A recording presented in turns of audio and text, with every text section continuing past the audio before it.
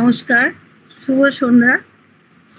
আজ শুক্রবার 13 জুন 2025। আমি শ্যামলী বসু আরামবাগ থেকে হসলা বার্তার সাপ্তাহিক খবর পড়ে শোনাচ্ছি। আজকের বিশেষ খবর, রথযাত্রা নিয়ে সমন্বয় সভা। রথযাত্রা আগামী 27 জুন গুপ্তিপাড়ায় বিখ্যাত রথযাত্রার আয়োজন নিয়ে বৃহস্পতিবার বিকেলে প্রশাসনিক সমন্বয় সভা হলো গুপ্তিপাড়া বৃন্দাবন জিউ মন্দির প্রাঙ্গণে।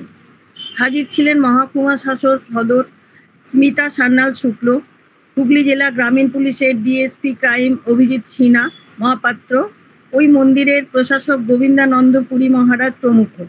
সুষ্ঠুভাবে রথ পরিচালনা, রথ দেখতে আসা মানুষদের সব রকম পরিষেবা দিতে এই আলোচনা হয় বলে প্রশাসন সূত্রের খবর। মিশনের বক্তব্য। মন্দারমণিতে শিক্ষা প্রতিষ্ঠান তৈরির জন্য রামকৃষ্ণ মঠ ও মিশন বেলুড়ের তরফে রাজ্য সরকারের কাছে কোনো জমি চাওয়া হয়নি বলে জানিয়েছেন রামকৃষ্ণ মঠ ও মিশনের সাধারণ সম্পাদক স্বামী সুবীরানন্দ। দীঘার সারদা রামকৃষ্ণ মিশন সেবা কেন্দ্র মিশন অনুমোদিত নয় বলেও জানিয়েছেন তিনি। পাঁশকুড়া পূর্বের বিধায়ক তথা রাজ্যের মৎস্যমন্ত্রী বিপ্লব রায়চৌধুরী যদিও রামকৃষ্ণ মিশন বেলুড়ের উদ্যোগে এডুকেশন হাব গড়ে তোলার প্রস্তাবের কথা চিঠি দিয়ে জানিয়েছেন মুখ্যমন্ত্রী মমতা বন্দ্যোপাধ্যায়কে, শুক্রবার মন্ত্রী বলেছেন মন্দারমণিতে বেলুড় মঠ শিল্প প্রতিষ্ঠান করতে চেয়েছে বলে মুখ্যমন্ত্রীর কাছে লিখিত প্রস্তাব দিয়েছিলাম, তবে তা কতদূর এগিয়েছে এখনই তা বলতে পারবো না। আর ভালোবাসার 5 টাকার বিস্কুট বিকোচ্ছে 2300 টাকায়। গাজা ভূখণ্ডের ছোট্ট মেয়ে রাফিক এখনো বুলি ফোটেনি। বাবার কোলে বসে প্রিয় বিস্কুটের প্যাকেটটা হাতে নিয়ে আনন্দে থরথর করে কাঁপছিল। ওর বাবা মোহাম্মদ জাফেদ এক্স হ্যান্ডেলে সেই ভিডিও আর ছবি পোস্ট করে লিখেছেন, এখন অনেক দামি এই বিস্কুট, ভারতীয় মুদ্রায় যার দাম 2300 টাকা। তবু বহুদিন বাদে ওর প্রিয় খাবার খুঁজে পেয়ে আনলাম। ভারতে ওই বিশেষ বিস্কুটের দাম মাত্র 5 টাকা। গত 1.5 বছর ধরে গাজা আর ইসরায়েলের যুদ্ধ যার মূল্য ফুলিয়ে ফাঁপিয়ে নিয়ে গিয়েছে 2300 টাকায়। অনাহার ক্লিষ্ট হাজার হাজার শিশু অপুষ্টিতে ভুগছে। কারো কারো একবেলা খাবার জোটে, কারো সেটুকুও নেই। পানীয় জল নেই, ওষুধ নেই, পর্যাপ্ত পোশাক নেই, ছাদ নেই। যেখানে খাবার মতো মজুদ রয়েছে, যার দাম বেড়ে গিয়েছে অবিশ্বাস্যভাবে। এখন 1 কিলোগ্রাম চিনির দাম 5000 টাকা ভারতীয় মুদ্রায়, আলু কিলো প্রতি 2000 টাকা। উন্নত অর্থনীতির কোনো দেশেও সাধারণত এত দাম হয় না। পেনশনের সুবিধা। শর্ত সাপেক্ষে কেন্দ্রীয় সরকারি অবসরপ্রাপ্ত কর্মীদের সংযুক্ত পেনশন প্রকল্পের ইউপিএ সুবিধা দেওয়ার সিদ্ধান্ত নিল কেন্দ্র। শুক্রবার অর্থমন্ত্রক জানিয়েছে, যে সমস্ত কর্মী গত 31 মার্চের আগে অবসর নিয়েছেন ও ন্যাশনাল পেনশনের অধীনে রয়েছেন, তারা অথবা তাদের স্বামী স্ত্রী ইউপিএস এর আওতায় অতিরিক্ত পেনশনের সুবিধা পাবেন। তবে ওই জন্য কর্মীকে কমপক্ষে 10 বছর চাকরি করতে হবে।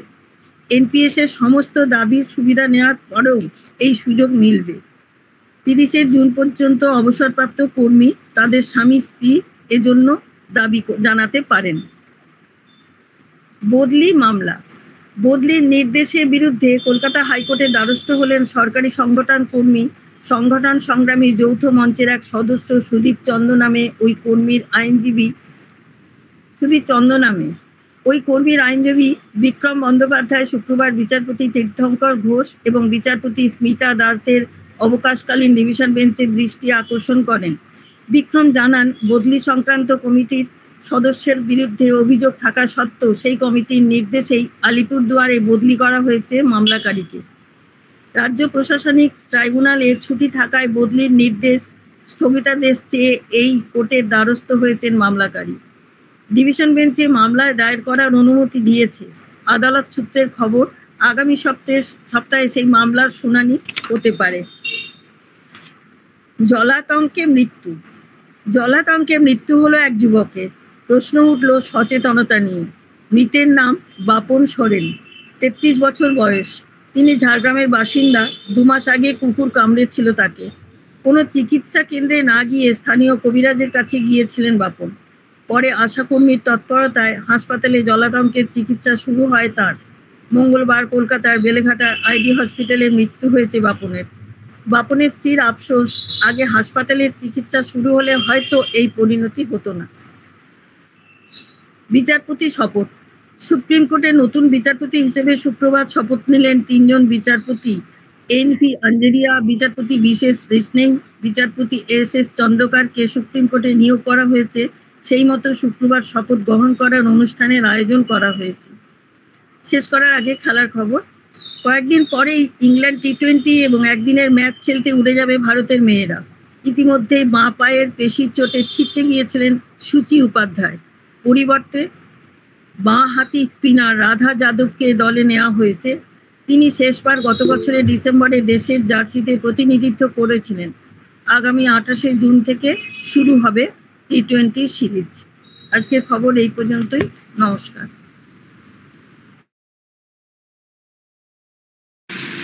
খুব ভালো হচ্ছে, দারুণ দারুণ।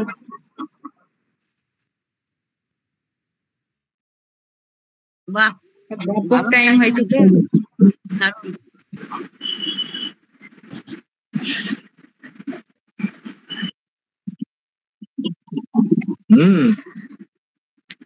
তবে ওই জন্য তো আমরা চাইছিলাম যে পাঠিয়ে দিতে তাড়াতাড়ি। ওই জন্য এখনই এই একটু আগে নিলাম, নিয়েই পড়ে ফেলেছি। বাহ বাহ, খুব ভালো। তাহলে ওইটা ভালো করে দেখান আমাদেরকে খবর পাঠ করার সঙ্গে সঙ্গে।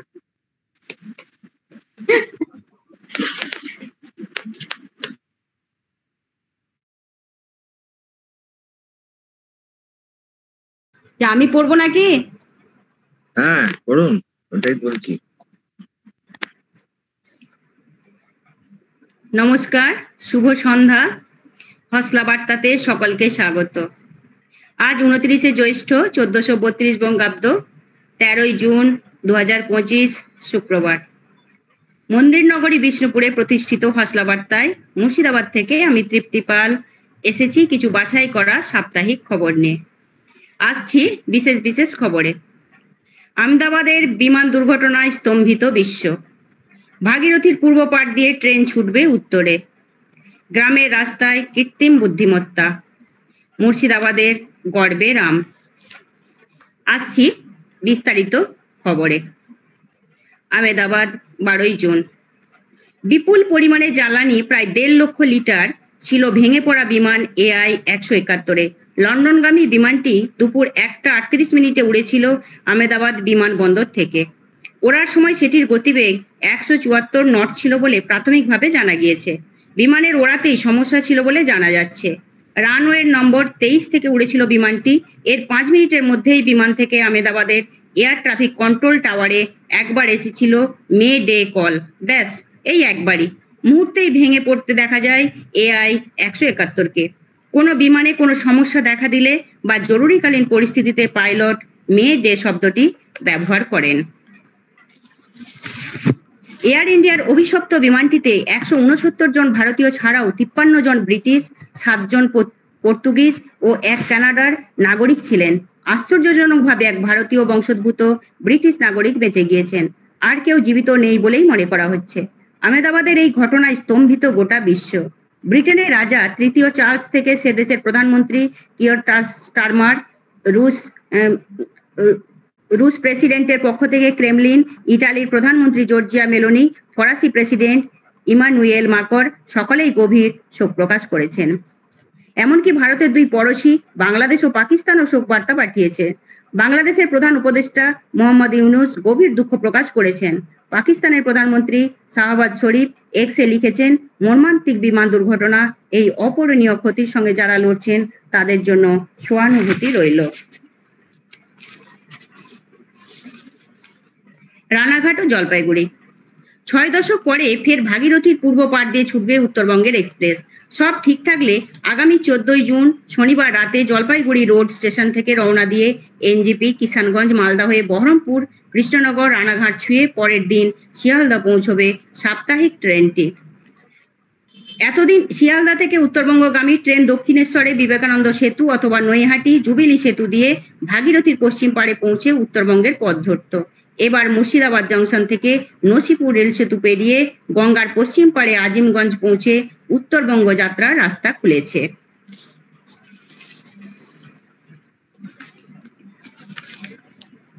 ঝাড়গ্রাম।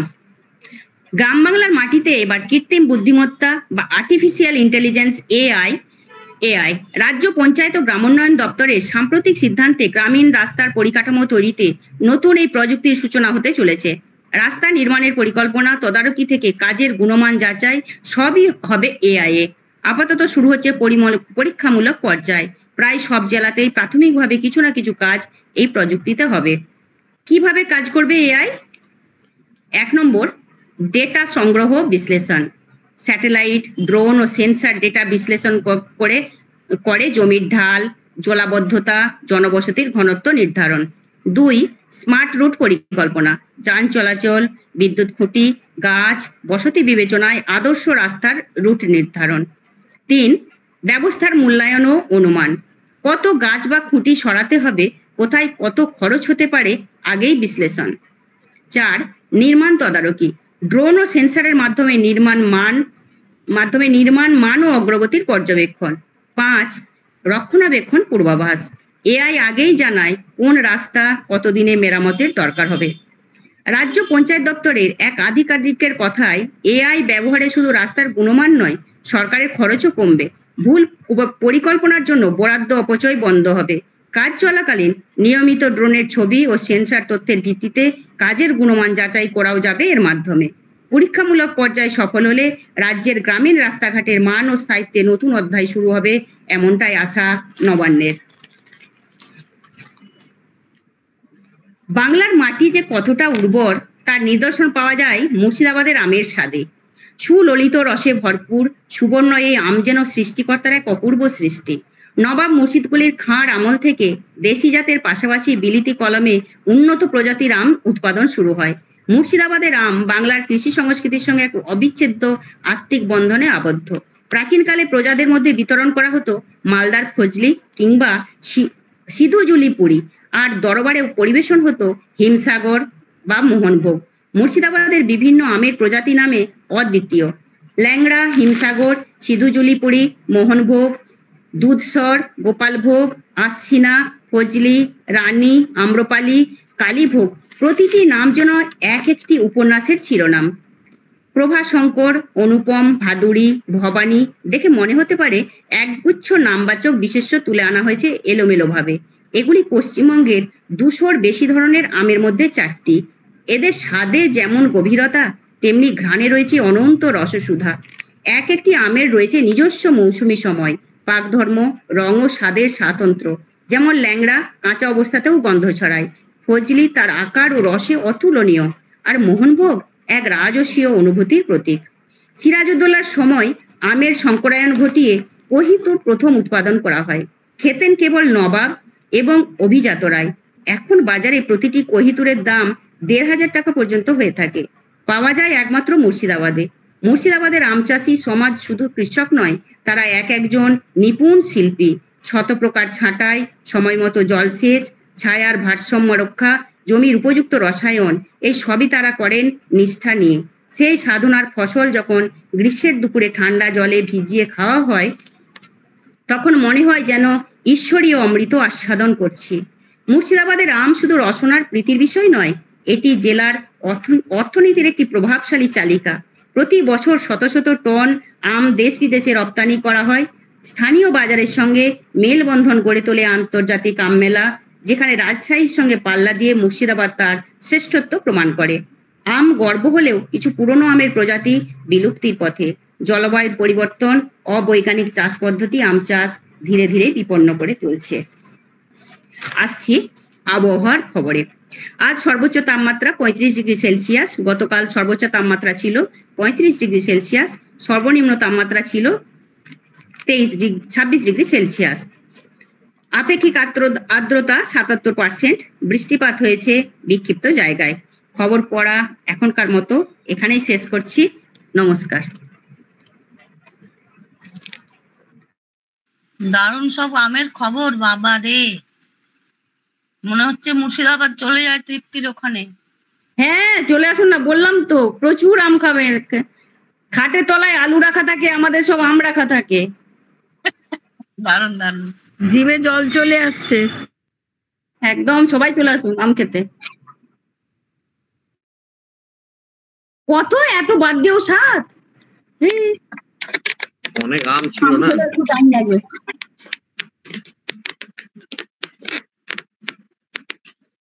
আচ্ছা, এবারে কৃষ্ণা বরাট ম্যাডাম, আপনি পড়বেন খবর?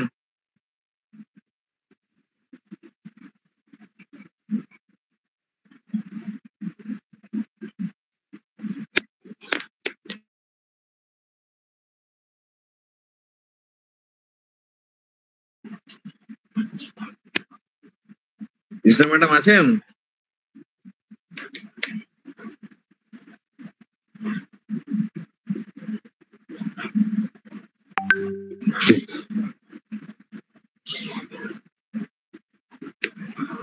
কৃষ্ণা বরাট ম্যাডাম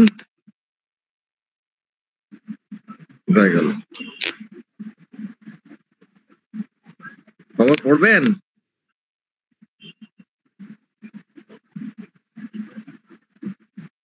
হ্যালো,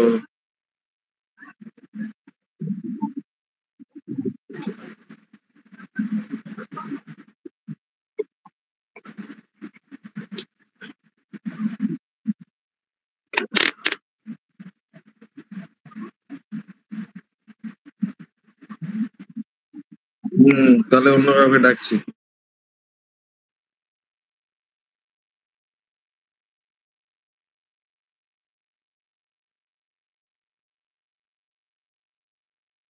আমি শুরু করছি তাহলে।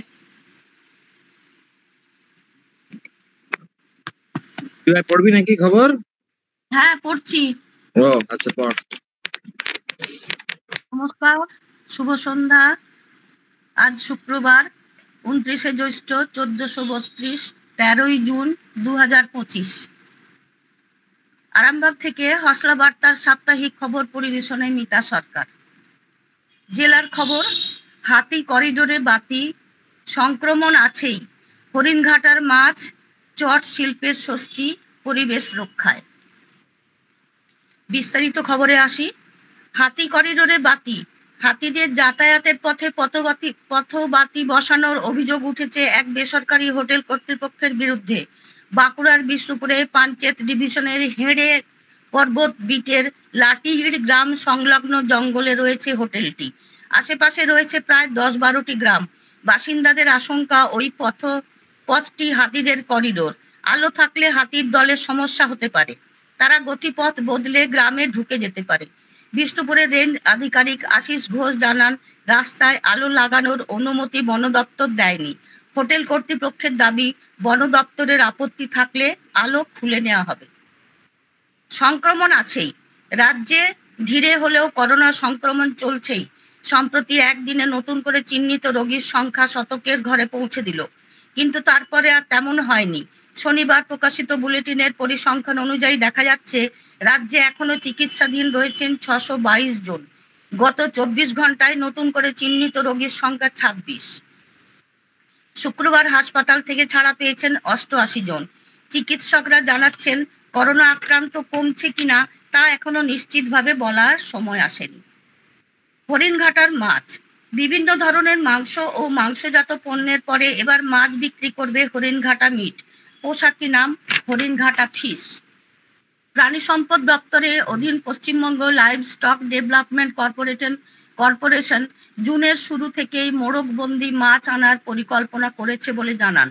মোড়কবন্দি রুই, কাতলা, বাটা, চারাপোনা, মৃগেলের মতো মাছ পাওয়া যাবে। প্রথমে কলকাতা ও শহরতলির 100টি বিপণিতে এই পণ্য মিলবে, পরে সারা রাজ্যে। চট শিল্পের স্বস্তি, খাদ্যশস্যের মোড়কের ক্ষেত্রে চটের বস্তার ব্যবহার আগের মতোই রাখতে হবে বলে নির্দেশ দিয়েছে কলকাতা হাইকোর্ট। প্রতিটি চটের বস্তার সরবরাহের অভাবের কারণে খাদ্য মন্ত্রক নির্দেশ দিয়েছিল শস্যের মোড়কের জন্য 61.63 কোটিরও বেশি প্লাস্টিকের বস্তা ব্যবহার করা হবে। ওই নির্দেশের বিরুদ্ধে আদালতে যায় চটকল মালিকদের সংগঠন IJMA।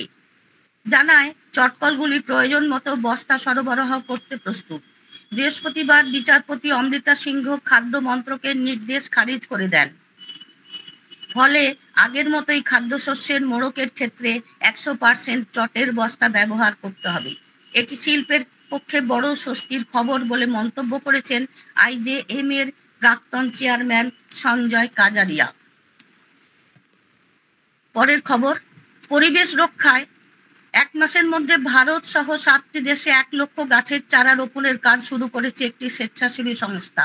তারা জানিয়েছে এই কাজে বহু স্কুল ও কলেজ এবং কর্পোরেট সংস্থাও এগিয়ে এসেছে। সংস্থার প্রতিষ্ঠাতা ব্রজকিশোর প্রধান জানান, শুধু চারা রোপণ নয়, বরং পরিবেশ রক্ষায় বহু মানুষকে একত্র করাই এই প্রকল্পের উদ্দেশ্য। বৃহস্পতিবার বিশ্ব পরিবেশ দিবসে কলকাতা বিশ্ববিদ্যালয় তাদের বিহারীলাল কলেজ ক্যাম্পাসে বৃক্ষরোপণ করেছে। উদ্বোধন হয়েছে নেচার ক্লাবের। ছিল আলোচনা চক্র। নিউ আলিপুর গভর্নমেন্ট কলেজের বাগানে পাখিদের জন্য খাঁচা তৈরি করা হয়েছে। পাখির বাসাগুলি রং করেছেন পড়ুয়ারা। পাখিদের নিত্য পরিচর্যায় শরিক হবেন তারা। বিদেশের খবরে আসি। গত বৃহস্পতিবার আমেরিকার প্রেসিডেন্ট ডোনাল্ড ট্রাম্প এবং চীনের প্রেসিডেন্ট শি জিনপিং এর মধ্যে ফোনে কথা হয়েছিল। তার ভিত্তিতে শুল্ক যুদ্ধকে স্তীমিত করার লক্ষ্যে সোমবার ফের আলোচনা শুরু করলেন দুই দেশের বাণিজ্য প্রতিনিধিরা। এবার লন্ডনে যে বৈঠকের ফলাফলের দিকে তাকিয়ে রয়েছেন গোটা বিশ্ব। এরই মধ্যে মে মাসে আমেরিকার চীনের রপ্তানি কমেছে আমদানিও। বড়ায় আপ্যায়ন। আমেরিকার মিনেসোটা রাস্তায় কাজ করছিলেন কয়েকজন স্থানীয় নির্মাণ কর্মী। পাশের বাড়ি থেকে বার হয়ে এলেন একজন ভারতীয় মহিলা, হাতে 2 প্লেট বড়া ও চাটনি। এগিয়ে দিলেন নির্মাণ কর্মীদের দিকে। প্রথমে কিছুটা হতচকিত হলেও হাত বাড়িয়ে সেই খাবার নিলেন তারা। খেলেনও চেটেপুটে। ওই মহিলার প্রশংসা করেছেন নেট নাগরিকরা। কেউ কেউ লিখেছেন, এটাই ভারতীয় সংস্কৃতি। এরপর আসছি খেলার খবর। শুটিং বিশ্বকাপে ব্রোঞ্জ শিফটের। আন্তর্জাতিক শুটিং বিশ্বকাপে মেয়েদের 50 মিটার রাইফেল 3 পজিশনে পেয়েছেন ভারতীয় শুটার শিফট কাউর সামরা। 23 বছরের শিফট স্কোর করেছেন 453.1। সোনা জিতেছেন নরওয়ের জিয়ানেট হেগ। তার স্কোর 466.9। পাঞ্জাবের শুটার যোগ্যতা অর্জন পর্বে ছিলেন দ্বিতীয় স্থানে। চলতি বছরের শুরুতে বুয়েনস আয়ার্সে বিশ্বকাপে সোনা জিতলেও প্যারিস অলিম্পিকে হতাশ করেছিলেন শিফট। নমস্কার, আজকের মতন খবরের শেষ করছি। মিতাদি হেভি হয়েছে গো, দারুণ হয়েছে, দারুণ ব্যাপক হয়েছে, ফাটিয়ে দিয়েছেন একবারে। পারবো না করছি না, কি সুন্দর করে।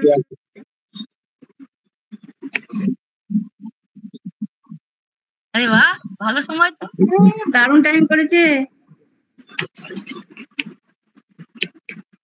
রিনা ম্যাডাম রেডি? হ্যাঁ বলুন।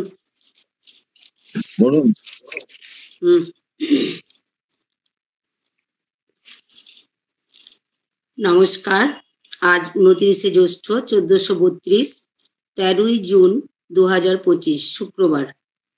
হসলাবার্তা থেকে সাপ্তাহিক খবর পড়ছি, রীনা দত্ত। প্রথমেই গতকালের মর্মান্তিক বিমান দুর্ঘটনায় নিহত যাত্রীদের উদ্দেশ্যে জানাই গভীর দুঃখ প্রকাশ ও শোক জ্ঞাপন করি, আর নিহতদের পরিবারদের জন্য জানাই সমবেদনা। এখন স্থানীয় সংবাদ পড়ছি। প্রশ্নাতীত দক্ষতা, তবুও ঘটে বিপর্যয়। একজন বিমান চালকের। আহমেদাবাদের বিমান দুর্ঘটনাকে কেন্দ্র করে মেড ডে শব্দটি মুখে মুখে ঘুরছে। উড়ান ক্ষেত্রে এই শব্দের অর্থ সাহায্য করো, হেল্প।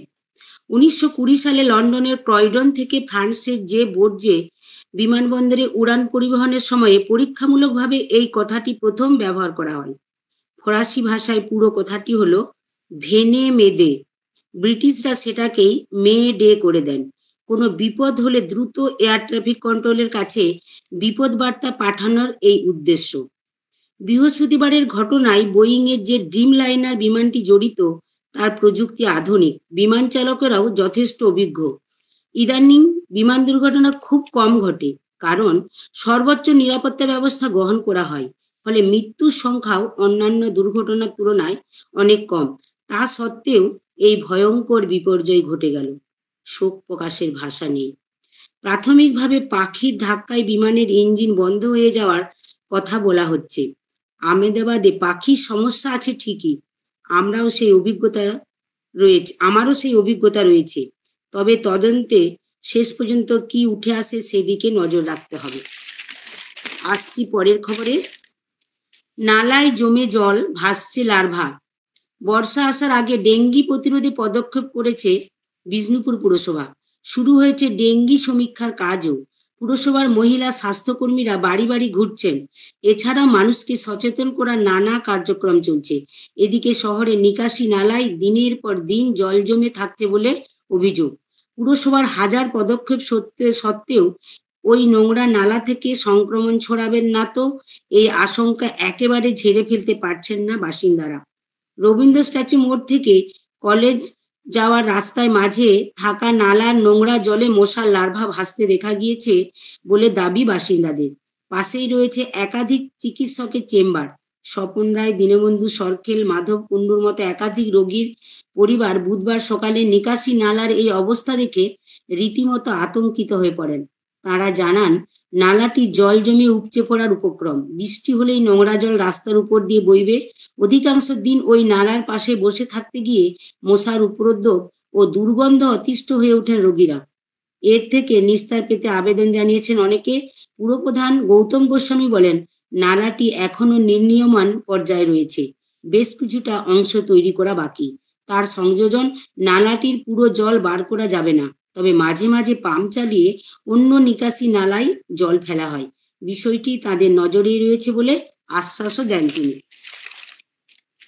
অযোধ্যা পাহাড়ের কোলে অর্কিড পার্ক।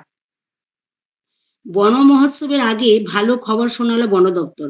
অযোধ্যা পাহাড়ের পর্যটন শিল্পের মুকুটে যোগ হতে চলেছে আরও একটি পালক। শিলিগুড়ির পরে দক্ষিণবঙ্গের জেলাগুলির মধ্যে এই প্রথম এখানে গড়ে তোলা হচ্ছে অর্কিড পার্ক।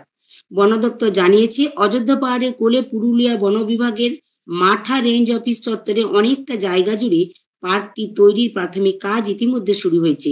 বৃহস্পতিবার পুরুলিয়া বন বিভাগের ডিএফও অঞ্জন গুহ এবং এডিএফও সাইনি নন্দী এবং দপ্তরের কয়েকজন আধিকারিক মাঠাতে গিয়ে সবকিছু খতিয়ে দেখেন।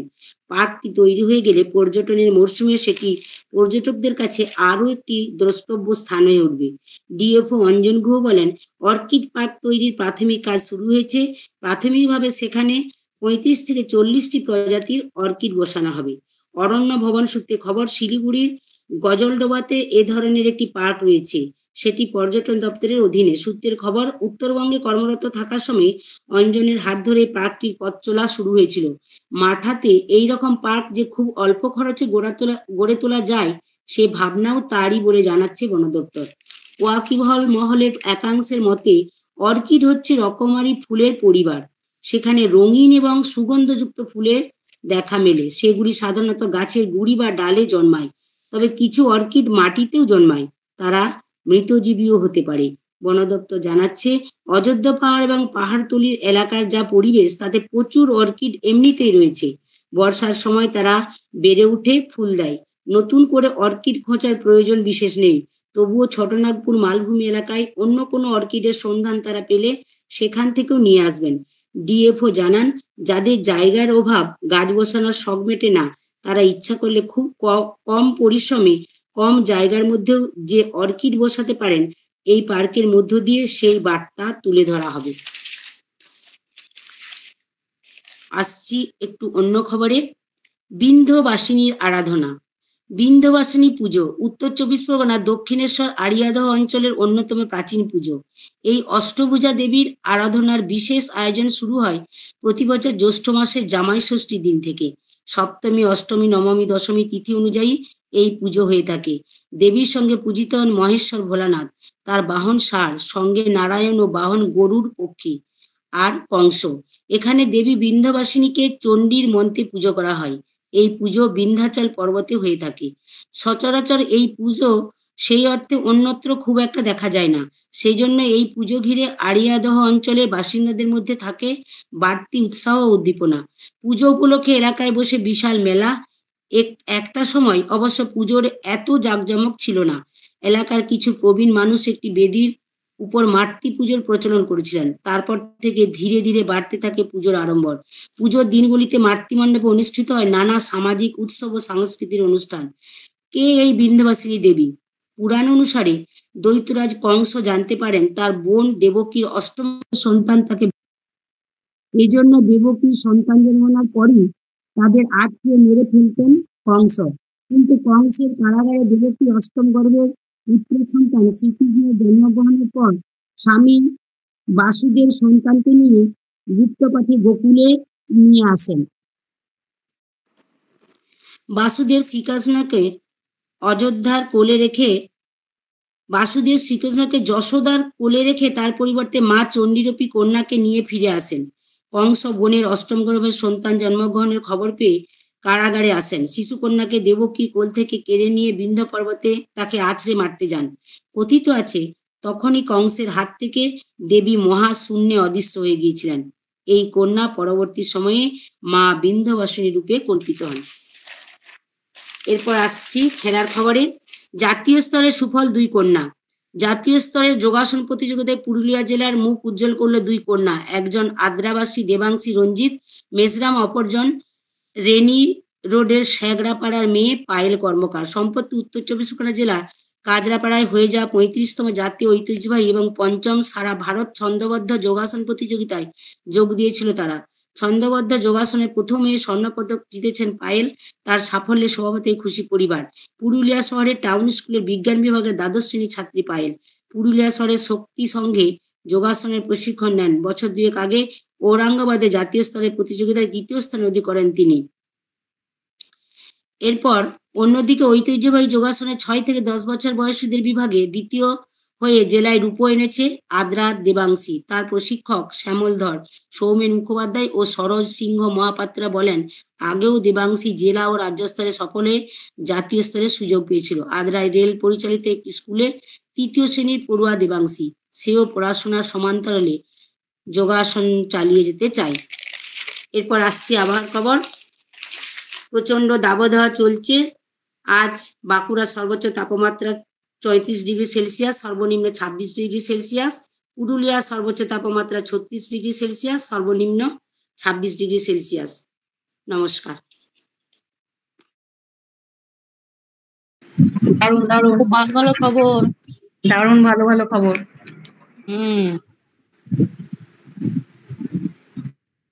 ধন্যবাদ সকলকে।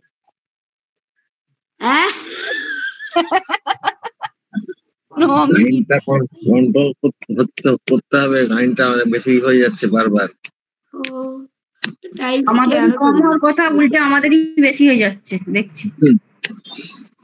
আমরা খবর পড়ে পড়ে না, অল্প খবর পড়ে আর পসাচ্ছে না, সেই জন্যই বেশি হয়ে যাচ্ছে। না তো ওইটাই হয়ে যাচ্ছে মুশকিল।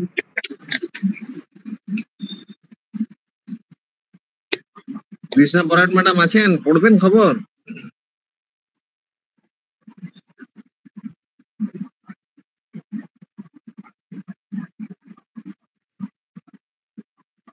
কৃষ্ণা ম্যাডাম, কিছু একটা সাউন্ডের প্রবলেম হচ্ছে।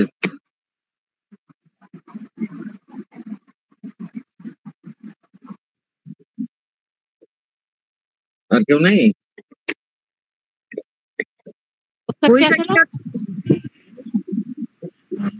ম্যাডাম খবর পড়বেন?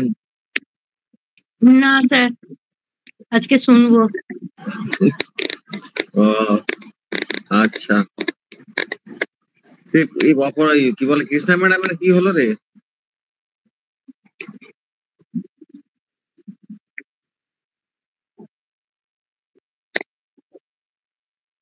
ওই যে কান্নার একটা ছবি দিয়ে দিচ্ছে দেখছি।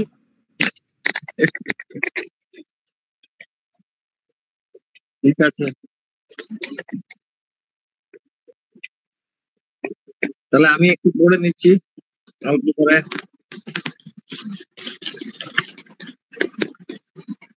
নমস্কার, হসলা বার্তা থেকে খবর পড়ছি, আমি দেবাশিস ঘোষ। কয়েকটি বিশেষ বিশেষ খবর। নিজের চেম্বারেই সিলিং ভেঙে জখম হলেন চিকিৎসক।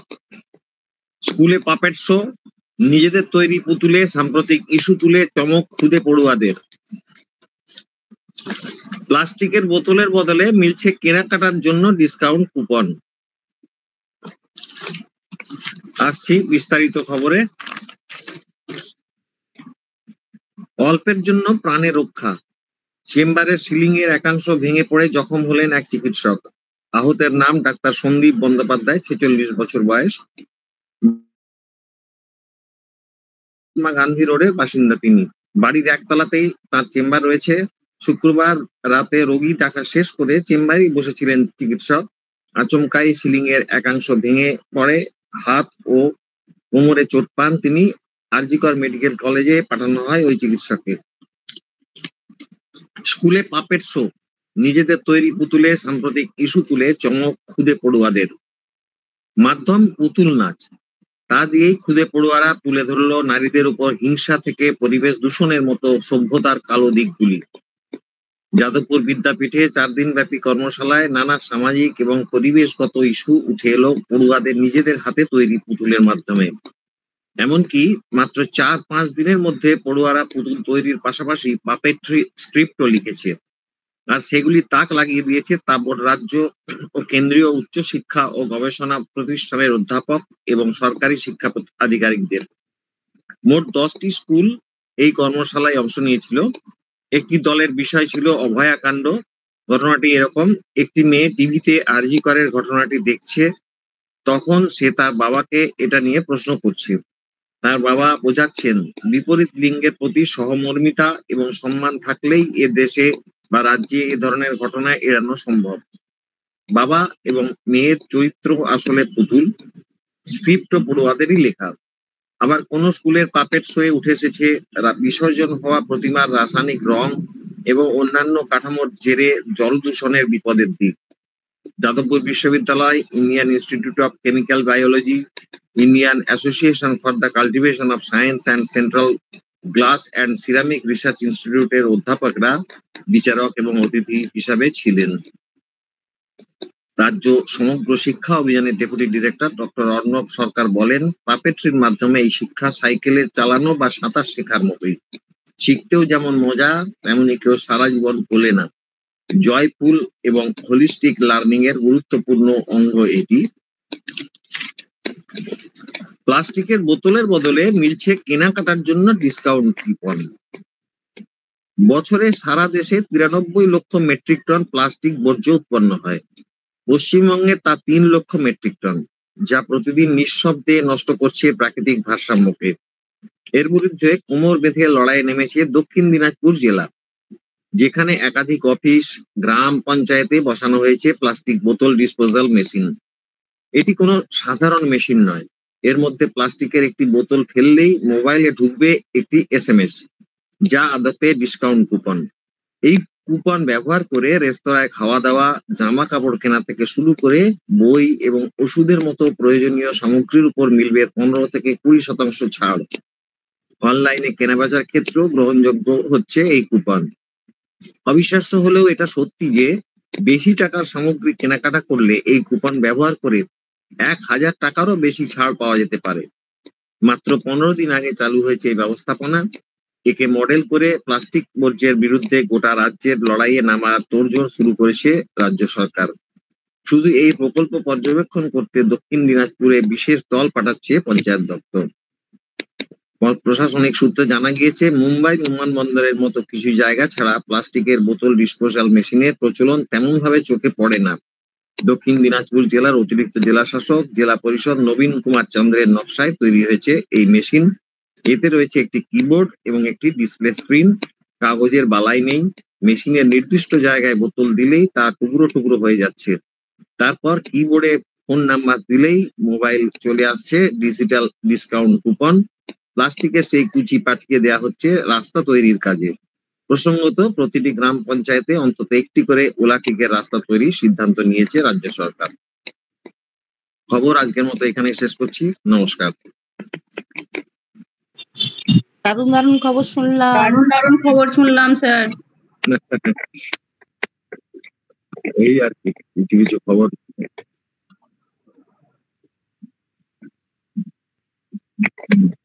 3 ভাই বোনের টাইম একদম সুন্দর।